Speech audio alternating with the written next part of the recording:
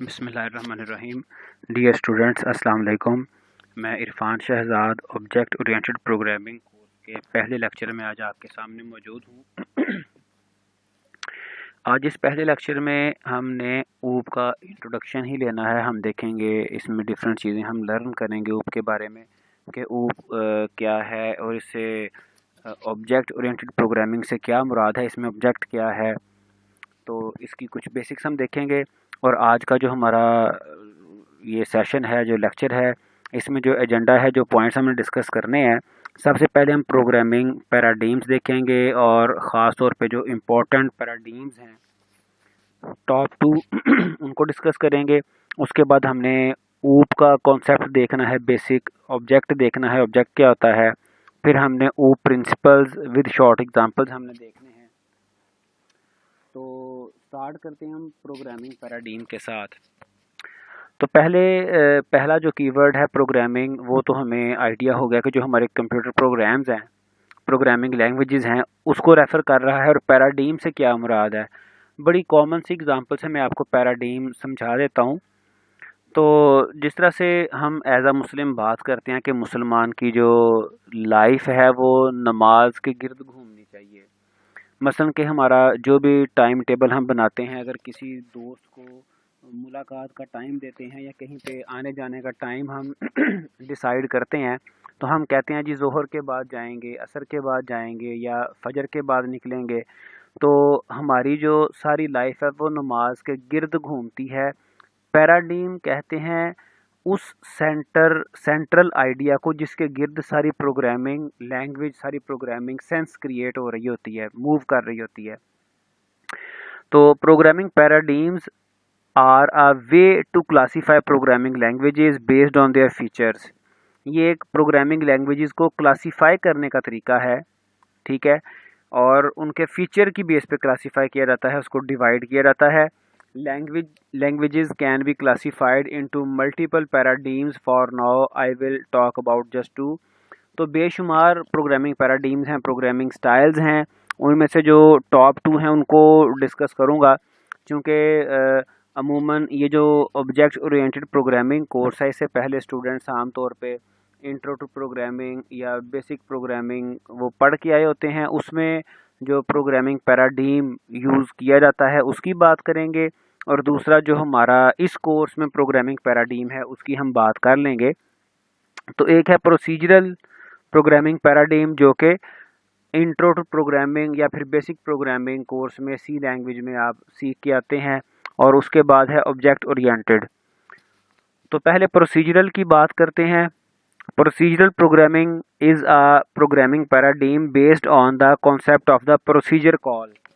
आपको यकीनन याद होगा, जो आपने प्रीवियस प्रोग्रामिंग का कोर्स लिया है उसमें हमारा जो सी लैंग्वेज मोस्टली चूँकि पढ़ाई जाती है, तो सी लैंग्वेज में जो हम कोड लिखते हैं, प्रोग्राम बनाते हैं, तो सबसे पहले हम एक मेन फंक्शन लिखते हैं, ठीक है। अब ये मेन फंक्शन, मेन क्या है, मेन एक प्रोसीजर है। तो ये बात मैं यहाँ पर ही स्टार्ट पे ही क्लियर कर दूं कि प्रोसीजर फंक्शन का ही दूसरा नाम है। तो फंक्शन को प्रोसीजर भी कह सकते हैं, प्रोसीजर को फंक्शन कह सकते हैं, मेथड कह सकते हैं, रूटीन कह सकते हैं, सब रूटीन कह सकते हैं। तो डिफरेंट प्रोग्रामिंग लैंग्वेजेस में सेम कॉन्सेप्ट को डिफरेंट नाम दिए गए हैं। किसी प्रोग्रामिंग लैंग्वेजेस में सेम मेथड को, फंक्शन को, यानी कि प्रोसीजर कह दिया जाता है। किसी दूसरी प्रोग्रामिंग लैंग्वेज में सेम कॉन्सेप्ट को हम मेथड कह लेते हैं, कहीं पे हम फंक्शन कह लेते हैं। तो कॉन्सेप्ट सेम है लेकिन हम इसको टेक्निकली प्रोसीजरल लैंग्वेज बोलते हैं, ठीक है। तो ये जो प्रोसीजरल हमारे पास पैराडीम था, ये किस चीज़ पे बेस कर रहा था, based on the concept of procedure call. एक तो मेन फंक्शन था, फिर इस मेन फंक्शन में हम different procedures, different methods, different functions call कर लेते थे। Procedures also known as routines, subroutines, methods और functions simply contain a series of computational steps to be carried out। computational steps क्या हैं जी, instructions हैं जो कि हमारा प्रोग्राम जिनको एग्जीक्यूट करता है, करवाता है। Any given procedure might be called at any point. कोई भी जो प्रोसीजर है, कोई भी जो मेथड है, वो किसी भी पॉइंट पर, किसी भी प्रोग्राम के किसी दरमियान में किसी भी जगह पर कॉल किया जा सकता है, called at any point during a programs execution including by other procedure. तो जो प्रोसीजर की कॉलिंग है वो कोई दूसरा प्रोसीजर भी कॉल कर सकता है, किसी दूसरे प्रोसीजर में भी इसको कॉल किया जा सकता है, या फिर कोई प्रोसीजर अपने आप को खुद से भी कॉल कर सकता है। This concept I think you may know this concept. This concept is recursion. Calling function itself recursion कहलाता है। तो itself function खुद भी अपने आप को कॉल कर सकता है। तो ये बहरहाल प्रोसीजरल प्रोग्रामिंग लैंग्वेज थी। सी लैंग्वेज प्रोसीजरल को सपोर्ट करती है और सी का ही जो यूँ कह लें कि एडवांस्ड वर्जन है C++, वो उसमें प्रोसीजरल पैराडाइम को भी यानी कि यूज़ किया जाता है। प्रोसीजरल भी सपोर्ट है उसमें और ऑब्जेक्ट ओरिएंटेड की सपोर्ट भी है। और साथ ही साथ आपको ये भी बता दूं कि कोई ऐसा यहाँ पे रिस्ट्रिक्शन नहीं है कि एक प्रोग्रामिंग लैंग्वेज सिर्फ एक पैराडाइम को ही वो यूज़ करेगी या फिर एक ही पैराडाइम एक ही स्टाइल से उसमें प्रोग्राम लिखा जा सकता है। सम टाइम प्रोग्रामिंग लैंग्वेजेस दो या दो से ज़्यादा पैराडाइम्स को भी सपोर्ट कर रही होती हैं। तो बहरहाल प्रोसीजरल पैराडाइम को हमने थोड़ा सा देखा। उसके बाद है ऑब्जेक्ट ओरिएंटेड। अब इसके नाम से ही जाहिर है ऑब्जेक्ट ओरिएंटेड कि इसका सारा जो प्रोग्राम लिखने का स्टाइल है वो ऑब्जेक्ट के गिर्द घूमेगा। ओरिएंटेड कहते ही गिर्द घूमने को है। Object oriented programming is a programming paradigm based on the concept of objects which can मतलब object can contain data and code. तो ऑब्जेक्ट में आमतौर पर डाटा होता है और कोड होता है। डाटा वेरिएबल्स की सूरत में एट्रीब्यूट्स प्रॉपर्टीज़ कह सकते हैं, कोड मेथड या फंक्शंस की सूरत में। जावा में मेथड कहेंगे, C++ में फंक्शन कहा जाता है। तो it is not a actually difference. Previous slide में भी आपको मैंने एक्सप्लेन कर दिया कि मेथड, फंक्शन, प्रोसीजर, रूटीन, सब रूटीन ये एक ही चीज़ के नाम है। A feature of objects is an object's method that can access and often modify the data। अब जो ऑब्जेक्ट के जो फीचर्स हैं वो क्या जी, वो उसके मेथड्स हैं जो कि डाटा को एक्सेस भी करते हैं मेथड्स, और फिर डाटा को मॉडिफाई भी कर लेते हैं, चेंज भी कर सकते हैं। ठीक है जी। Fields of the object with which they are associated. तो ये जो डाटा है ये इसकी ऑब्जेक्ट की फील्ड्स हैं जिसके साथ मेथड्स एसोसिएट होते हैं। तो अब हमने ये ऑब्जेक्ट ओरिएंटेड पैराडाइम को लाइट सा देखा। अब इसकी मज़ीद डिस्कशन अगली स्लाइड में हम देखते हैं। तो ऑब्जेक्ट ओरिएंटेड प्रोग्रामिंग डिस्कशन हम पहले थोड़ी सी की है हमने। OOP is a computer programming paradigm that organizes software design around objects rather than functions। इसमें प्रोसीजर्स को कॉल नहीं किया जाता, यानी कि प्रोसीजर कॉल तो होते हैं लेकिन जो हमारा सॉफ्टवेयर डिज़ाइन है वो ऑब्जेक्ट्स के गिर्द घूमता है और प्रोसीजर उसमें मेन सेंट्रल आइडिया नहीं है।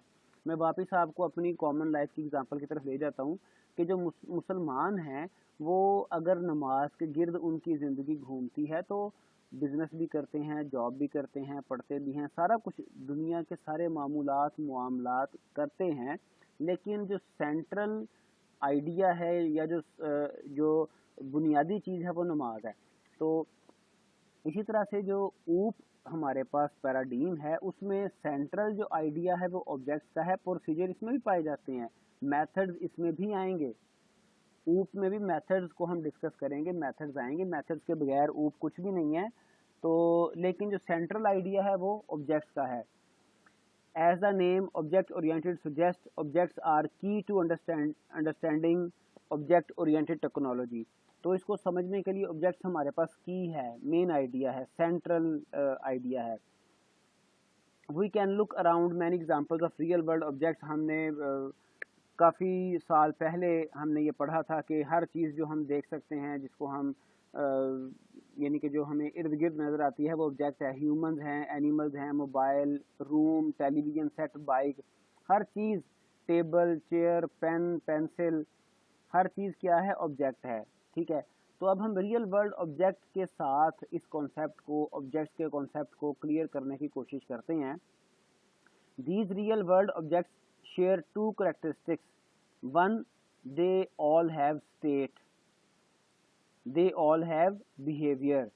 अब हर ऑब्जेक्ट की कोई ना कोई स्टेट होती है, ठीक है जी, और हर ऑब्जेक्ट का कोई ना कोई बिहेवियर होता है, ठीक है। स्टेट को फिजिकल स्टेट आप कह लें आसानी के लिए समझने के लिए, या फिजिकल स्ट्रक्चर कह लें, और बिहेवियर उसके जो फंक्शंस हैं, जो उसके एक्शंस हैं। अगर हम एक सिंपल कॉमन पेन की ही बात करें तो पेन का भी उसकी एक स्टेट है, उसका एक फिजिकल स्ट्रक्चर है, ठीक है। उसका कलर होगा, उसका साइज़ होगा, उसकी मोटाई होगी, उसकी लंबाई होगी, तो वो उसकी स्टेट है। फिर उसका बिहेवियर क्या है, पेन से हम लिख सकते हैं, ठीक है। बाज़ ऐसे ऑब्जेक्ट्स भी हैं जिनके एक से ज़्यादा फंक्शंस भी होते हैं, एक से ज़्यादा बिहेवियर्स भी होते हैं। तो let us understand the concept with the common examples. Human have states, face, head, 2 eyes, nose, 2 ears. तो ये ह्यूमन की स्टेट है। सिर्फ यहाँ पे ये कंप्लीट नहीं हो जाती स्टेट, इसके अलावा भी डाटा है, इसके अलावा भी स्टेट्स हैं जो कि मिल के पूरे ह्यूमन का स्ट्रक्चर डिफाइन करते हैं। एंड बिहेवियर क्या है, वॉकिंग, स्मेलिंग, लिसनिंग। तो ये ह्यूमन की फंक्शनैलिटी है, ह्यूमन की जो मेथड्स हैं, जो बिहेवियर है वो अडॉप्ट करते हैं। तो इसमें भी ये लिस्ट जो है वो इनफाइनाइट है, इसको हम काउंट नहीं कर सकते। लेकिन बहरहाल इस तरह से हमारे ह्यूमंस के भी बिहेवियर होते हैं, फंक्शंस होते हैं, मेथड्स होते हैं, और साथ स्टेट। तो कोई और एग्जांपल देखते हैं। Mobile have states, name, colour, model, memory, CPU. तो मोबाइल की भी स्टेट है जो कि मोबाइल का सारा स्पेसिफिकेशन बताती है, मोबाइल का नाम, मॉडल वगैरह। और फिर मोबाइल का बिहेवियर भी है, कॉलिंग, मैसेजिंग, अलार्मिंग। तो ये डिफरेंट ऑब्जेक्ट्स को हमने, रियल वर्ल्ड के ऑब्जेक्ट्स को देखा, और यही हमारा सॉफ्टवेयर बनाने में, प्रोग्राम बनाने में भी सेम कॉन्सेप्ट पाया जाता है। प्रोग्रामिंग में भी हर ऑब्जेक्ट की स्टेट्स होंगी, मतलब ये कि उसके वेरिएबल्स, डाटा, वैल्यूज़, करैक्टरिस्टिक्स होंगे, और हर ऑब्जेक्ट के कुछ ना कुछ मेथड्स भी होंगे। The state of the object describes the structure and physical characteristics of object, whereas the behavior describes functionality of the object. Software object also have state and behavior. तो software objects में state से मुराद क्या है, variables, data, जिसको हम characteristics कह सकते हैं, ठीक है जी, वैल्यूज़ कह सकते हैं, और बिहेवियर क्या जी, मेथड्स। तो ये हम अपनी प्रोग्रामिंग लैंग्वेज जिसकी हम बात कर रहे हैं उसके अकॉर्डिंग हम मेथड कह लेंगे, कभी प्रोसीजर कह लेंगे, कभी हम फंक्शन कह लेंगे, but all these are same. अब यहाँ पे क्लास और ऑब्जेक्ट का हम कॉन्सेप्ट देखते हैं। अब क्लास और ऑब्जेक्ट को मैं थोड़ा सा पहले आपको डिफाइन कर देता हूँ कि what is the difference between these two core concept, ठीक है। क्लास असल में एक जनरल आइडिया है, यूँ कह लें कि एक सांचा है, एक खाका है। इसकी एग्जांपल मैं आपके साथ डिस्कस करता हूँ। देखें, अगर मैं कहता हूँ कि ही इज़ अ मैन, तो हमें डेफिनेटली हमारे जहन में एक स्ट्रक्चर आता है। हम कहते हैं जी कि उसके 2 लेग्स होंगी, 2 आर्म्स होंगे। मैं कहता हूँ कि it is a big dog, तो मेरे जहन में एक स्ट्रक्चर आता है। लेकिन अगर मैं ये बात करूँ ह्यूमन के केस में कि ही इज़ इमरान खान, और if I am talking about myself, I am Irfan Shahzad, तो जब किसी पर्सन का, स्पेसिफिक पर्सन का नाम लिया जाएगा तो हमें एग्जैक्टली उसका स्ट्रक्चर, उसका जो लुक एंड फील है, वो सारी हमारे नज़रों के सामने आ जाएगी। तो क्लास क्या है, अगर मैं कहता हूँ कि ही इज़ अ मैन, तो ये जनरल मैंने बात की। और अगर मैं कहता हूँ कि I am talking about myself, Irfan Shahzad, तो फिर ये मैंने उस ऑब्जेक्ट की बात की। तो क्लास और ऑब्जेक्ट का बिल्कुल ऐसा ही रिलेशन है। तो क्लास में क्या होता है, ये देखें, मैं आपको एक प्रोग्रामिंग से एग्जांपल दे रहा हूँ। क्लास में हम स्टेट्स डिफाइन करते हैं, डाटा डिफाइन करते हैं, और ये जो क्लास है मेरी, ये देखें, पब्लिक क्लास का नाम है माई क्लास, और यहाँ से ये क्लास स्टार्ट होती है, ये ओपनिंग करली ब्रेस से, और ये यहाँ पे ये क्लास हमारी, इसकी बॉडी फिनिश हो रही है। अब इस क्लास में चूंकि सिंपल सा कॉन्सेप्ट आपको बताना पर्पज़ था, कोई और लंबा चौड़ा प्रोग्राम लिखना पर्पज़ नहीं था, तो इसमें सिर्फ डाटा है, इसका भी हमने कोई मेथड यहाँ पे डिफ़ाइन नहीं किया। अब इस क्लास में ये जो मेथड है ना, ये जो आगे मेथड एक नज़र आ रहा है आपको, क्योंकि मेथड की आपको डेफिनेटली, चूँकि आप प्रोग्रामिंग लैंग्वेज पढ़ के आए हैं, मेथड का आपको पता होगा कि मेथड के एंड पे ये पेयर ऑफ पैरेंथेसिस आते हैं, ठीक है जी। तो ये सी लैंग्वेज में भी आपने मेन मेथड देखा था, तो ये तकरीबन वही मेन मेथड है। थोड़े से कॉन्सेप्ट इसमें मज़ीद ऐड हो गए हैं, उनको हम देख लेंगे, with the passage of time discuss करेंगे हम चीज़ों को। तो ये क्लास है माई क्लास के नाम से, और इस क्लास में एक हमारे पास वेरिएबल है जिसको हम कहते हैं जिसने क्लास की स्टेट बनाई है, और ये मेन मेथड है, ठीक है। इस मेन मेथड से पहले ये वॉइड, इसकी रिटर्न टाइप का आपको आइडिया होगा, इस पर हम मज़ीद किसी अगले लेक्चर में डिटेल से बात करेंगे। तो वॉइड रिटर्न टाइप है, फिर ये इसको हमने मेथड को स्टैटिक रखा। स्टैटिक क्यों रखा ये भी डिटेल से बात करेंगे। अभी सिर्फ आपको इतना बता दूं कि जो स्टैटिक मेथड्स हैं वो without creating object of the class वो कॉल हो सकते हैं। तो यहाँ से चूँकि एग्जीक्यूशन स्टार्ट होनी थी, तो इसलिए हमने इसका हम ऑब्जेक्ट तो क्रिएट नहीं कर सकते थे, इसलिए हमने अपने इस मेन मेथड को स्टैटिक रखा। फिर इसकी एक्सेस पब्लिक रखी, ठीक है, ये एक्सेस स्पेसिफायर है। तो उसके बाद ये तो मेथड का नाम हो गया। फिर ये उसके बाद ये स्ट्रिंग, कोई पैरामीटर स्ट्रिंग टाइप के रिसीव कर सकता है ये मेथड, और ये इसका ARGS इसका वेरिएबल का नाम है। ये नाम हम चेंज भी कर सकते हैं। तो आमतौर पे बुक्स में और लिटरेचर में ARGS आर्ग्यूमेंट्स का शॉर्ट के तौर पे लिखा जाता है। यहाँ पे आप कुछ भी नाम लिख सकते हैं, A लिख दें, B लिख दें, C लिख दें, Z लिख दें।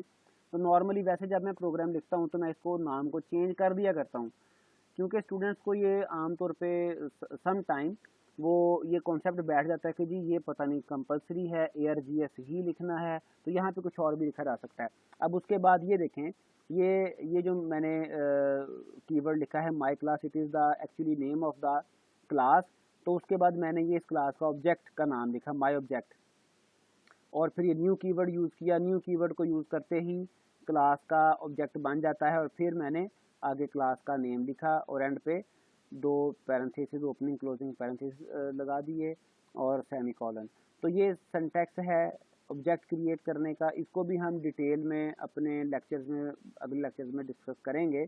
उसके बाद मैंने ये इस ऑब्जेक्ट की बेस पे माई ऑब्जेक्ट डॉट एक्स, तो ये जो मेरा वेरिएबल था क्लास का, इसको मैंने एक्सेस किया माई ऑब्जेक्ट डॉट एक्स। तो ये इस क्लास का जो ऑब्जेक्ट है उसने इस क्लास के मेंबर को, इंस्टेंस वेरिएबल को एक्सेस किया, और इसको मैंने प्रिंट करवा लिया। तो आपको पता होगा सी लैंग्वेज में हम प्रिंट एफ यूज़ करते थे, C++ में सी आउट यूज़ करते हैं। यहाँ पे system dot out dot print और system dot out dot print LN 2 commands use की जाती हैं प्रिंटिंग के लिए। तो इन सब चीज़ों की हम डिटेल से आगे बात करेंगे। तो यहाँ पर इस एक छोटी सी एग्जांपल में हमने क्लास देखी, ऑब्जेक्ट देखा, कॉन्सेप्ट हम थोड़ा सा लिया। तो अब एक इम्पॉर्टेंट एस्पेक्ट जो है, अच्छा ये एक डायग्राम से रिप्रेजेंट कर दिया गया क्लास को। तो क्लास में मल्टीपल टाइप के मेंबर हो सकते हैं। पब्लिक हमारे पास वेरिएबल्स हो सकते हैं, हमारे पास पब्लिक मेथड्स हो सकते हैं, प्राइवेट मेथड्स हो सकते हैं, और प्राइवेट इंस्टेंस वेरिएबल्स हो सकते हैं। ये आप देखें, ये जो इनसाइड बाउंड्री आपको नज़र आ रहे हैं मेंबर्स, ये हमारे प्राइवेट मेंबर्स हैं, ठीक है जी। ये प्राइवेट वेरिएबल्स हैं सर्कुलर शेप में, और ये प्राइवेट मेथड्स हैं।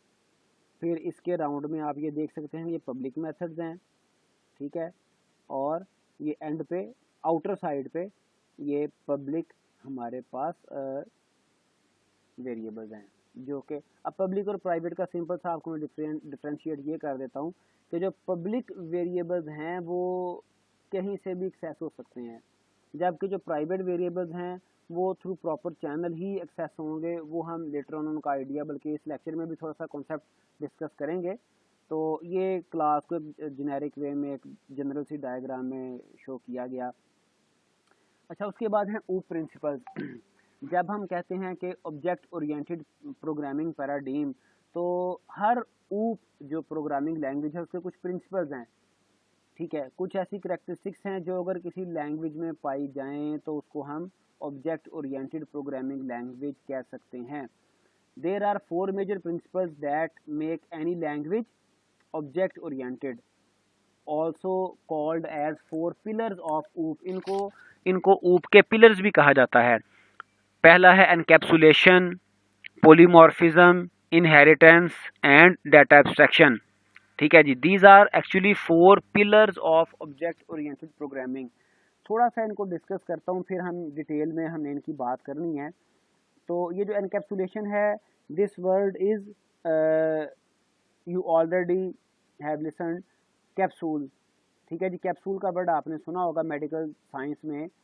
क्या है जी, वो मेडिसिन एक प्रोटेक्टेड रैपर में वो कवर होती है, तो उसे हम कैप्सूल कहते हैं। वो क्यों कवर की जाती है? सम टाइम मेडिसिन बहुत ज़्यादा कड़वी होती है और पेशेंट उसकी कड़वाहट को बेयर नहीं कर पाता या कर सकता, तो उस बेस पे उसको एक कैप्सूल में एनक्लोज किया जाता है। तो उसकी सिक्योरिटी भी एक पर्पज़ होती है मेडिसिन का। तो यहाँ पर भी एनकैप्सुलेशन से मुराद है कि हम अपने डाटा को सिक्योर कर लेते हैं। पोलीमॉर्फिज्म, पोली का मतलब है मैनी, मॉर्फिज्म का मतलब है फॉर्म्स, इनहेरिटेंस विरासत, जैसे रियल वर्ल्ड में विरासत चलती है, पेरेंट्स से बच्चों को विरासत में कुछ चीज़ें मिलती हैं, सम टाइम वो लॉजिकल चीज़ें होती हैं, सम टाइम वो फिजिकल चीज़ें होती हैं। फिजिकल से मुराद घर गाड़ी बंगला वगैरह, और लॉजिकल से मुराद क्या है? आदात। जो बच्चे होते हैं, चाइल्ड होते हैं, वो उनकी अक्सर आदात अपने पेरेंट्स पे होती हैं। तो फिर उसके बाद चौथी है डाटा एब्स्ट्रैक्शन। तो ये 4 प्रिंसिपल्स हैं। किसी भी प्रोग्रामिंग लैंग्वेज में ये फीचर्स प्रिंसिपल्स पाए जाएं तो ही वो language object oriented programming language कहलाएगी, अदरवाइज वो ऊप नहीं होगी। तो एनकैप्सुलेशन क्या है? Encapsulation is the mechanism of hiding of data implementation. ठीक है जी, हम अपने डाटा को हाइड कर लेते हैं, केप्ट प्राइवेट, डाटा को प्राइवेट कर देते हैं by restricting access to public method. अब इस प्राइवेट डाटा को अगर हमने एक्सेस करना है, तो ये तो नहीं है कि ये प्राइवेट है तो इसको कहीं से एक्सेस किया ही नहीं जा सकता। ठीक है, तो इसको एक्सेस करने के लिए पब्लिक मेथड्स हम बनाते हैं। मेथड्स पब्लिक होते हैं जो कि इस डाटा को एक्सेस करते हैं, डाटा को एक्सेस भी कर लेते हैं और डाटा में वैल्यूज़ भी पुट करवा सकते हैं। Set data, get data, normally इनको हम इनके नाम रख लेते हैं। Encapsulation, private instance variable and public accessor methods. For example, we are hiding the name and age attribute of person class in the below code. आप देख लें इस कोड में, तो ये हमारे पास एक क्लास है एम्प्लॉय टेस्ट के नाम से। ठीक है जी, इस क्लास में ये देखें प्राइवेट स्ट्रिंग नेम, ये एक प्राइवेट टाइप का मैंने वेरिएबल स्ट्रिंग टाइप का बनाया जिसका वेरिएबल का नाम है नेम।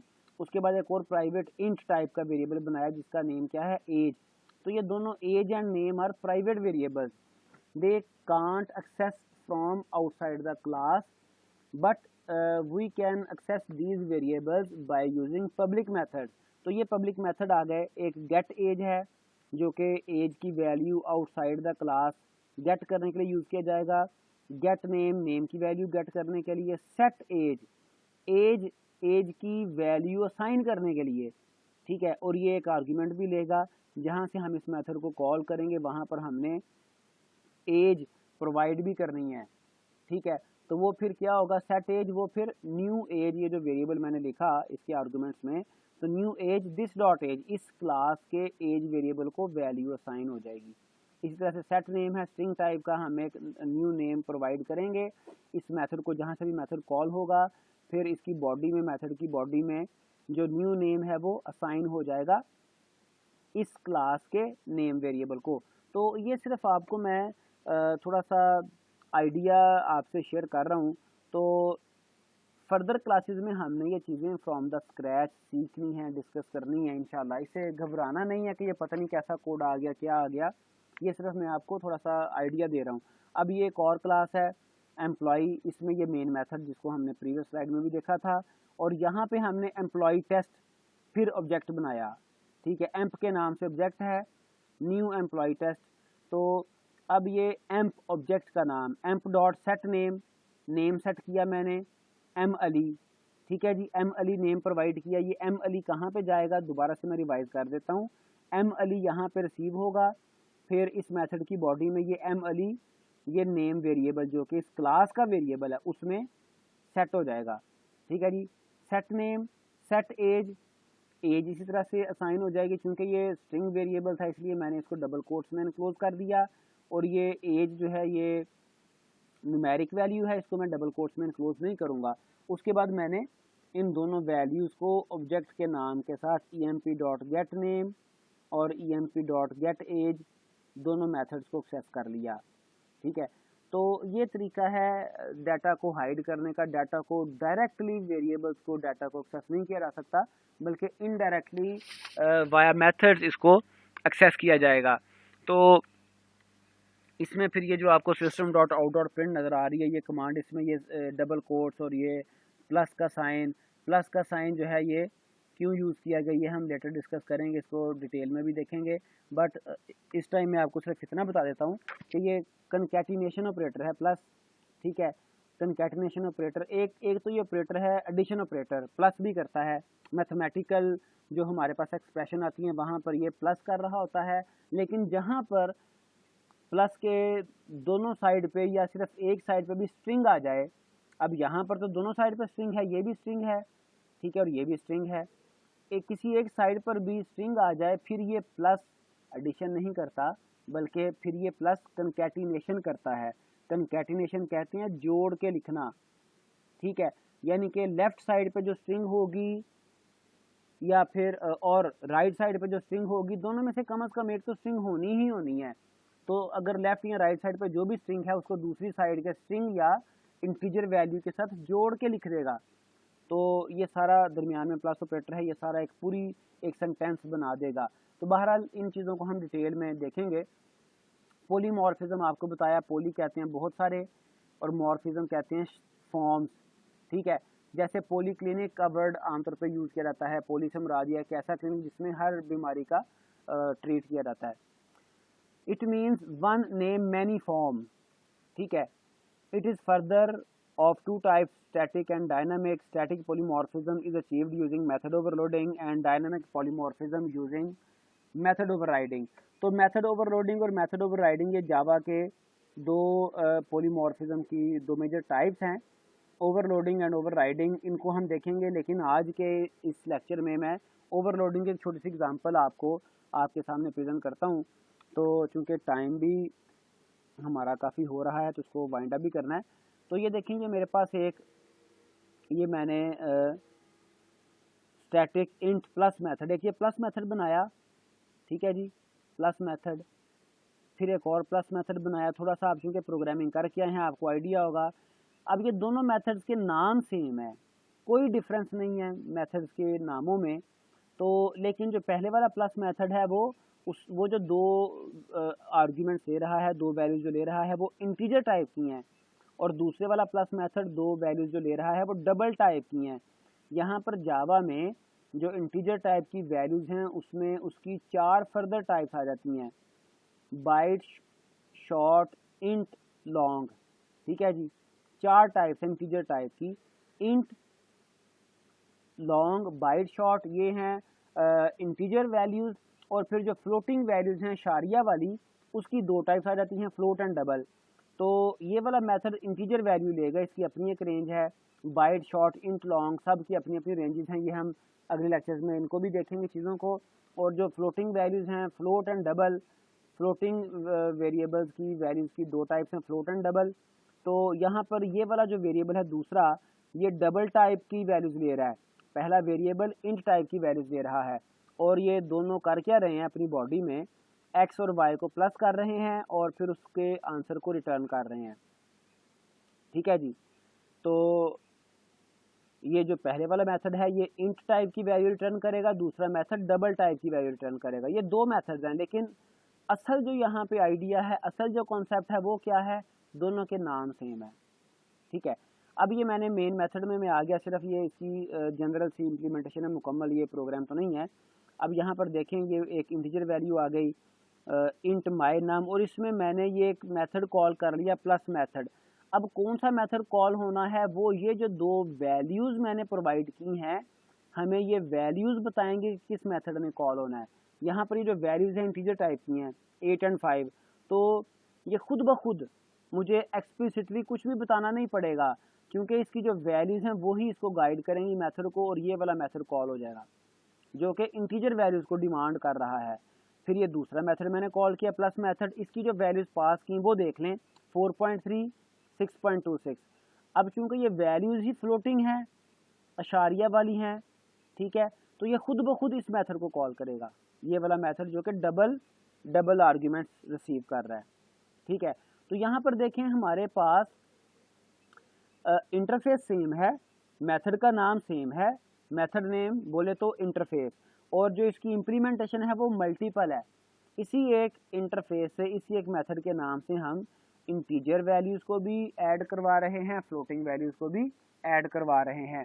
तो इस तरह से हमारे पास ये पॉलीमॉर्फिज्म की कई एक एग्जांपल्स हो सकती हैं, इसको हम लेटर डिस्कस भी करेंगे।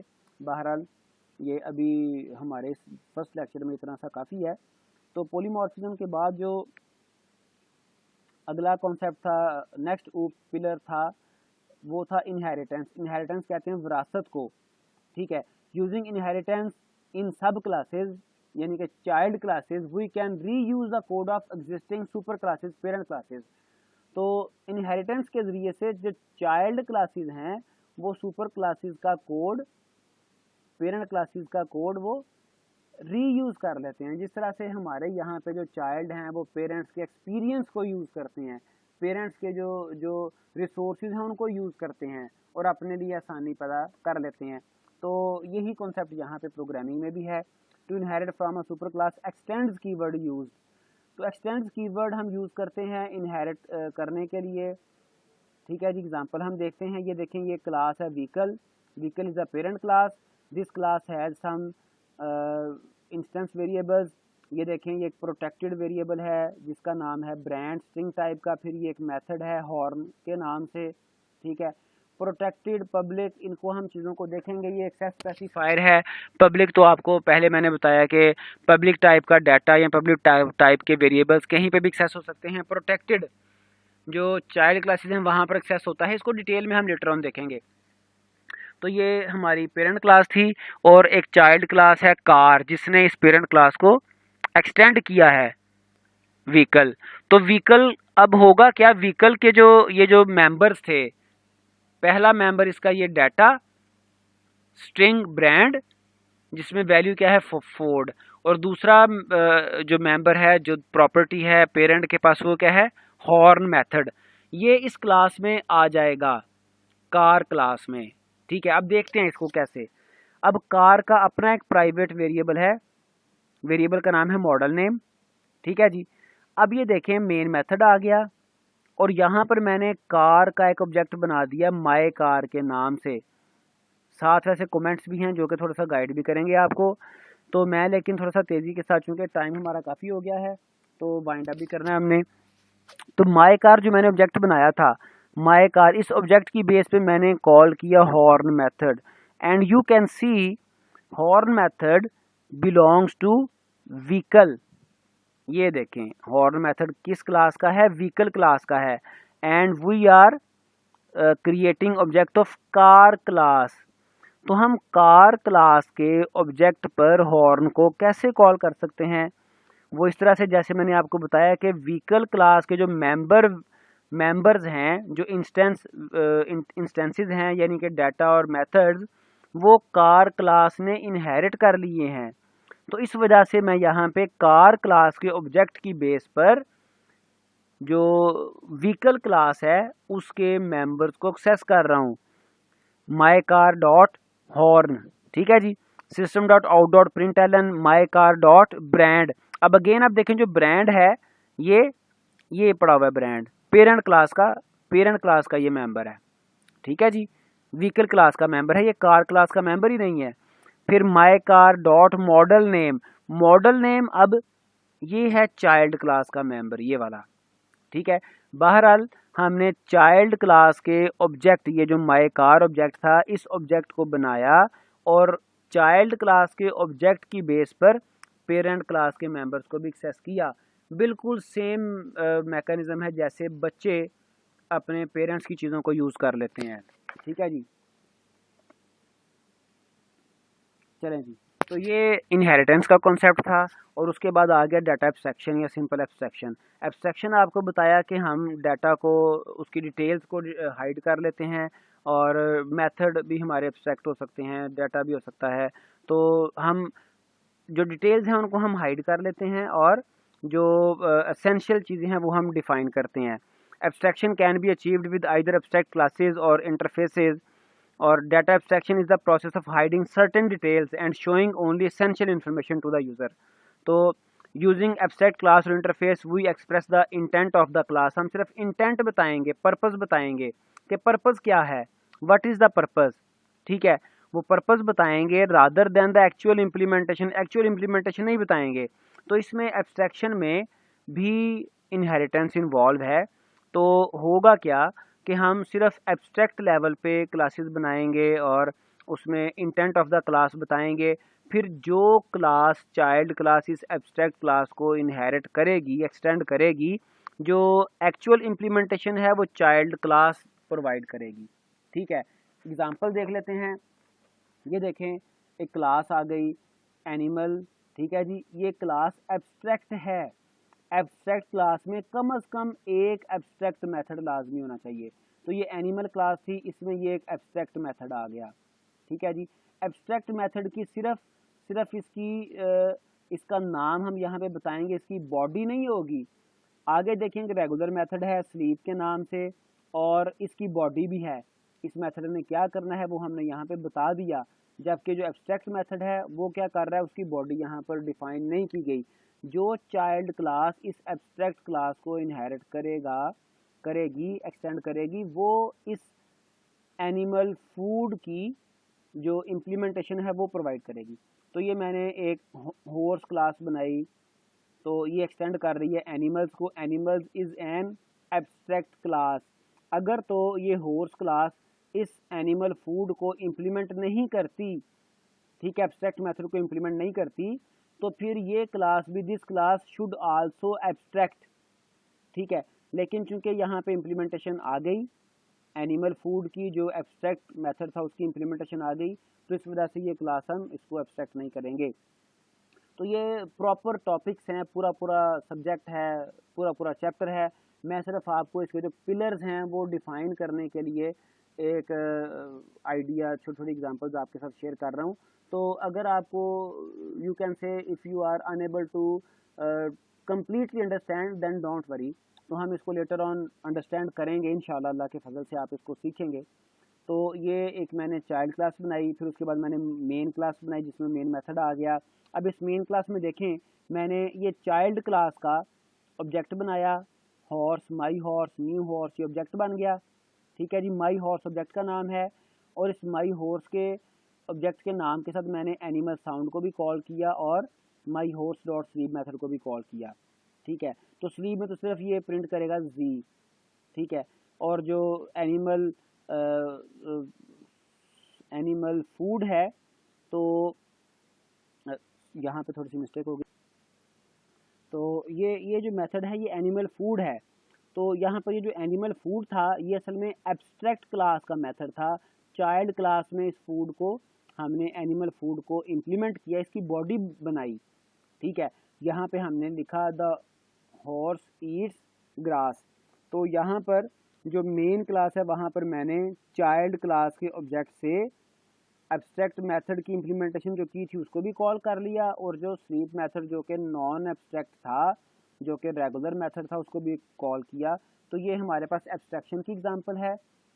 अब इस सारे कोर्स में हमने जो बुक्स फॉलो करनी है, तो उनमें से एक बुक है जावा द कंप्लीट रेफरेंस, ये 9th एडिशन, ये हम फॉलो करेंगे।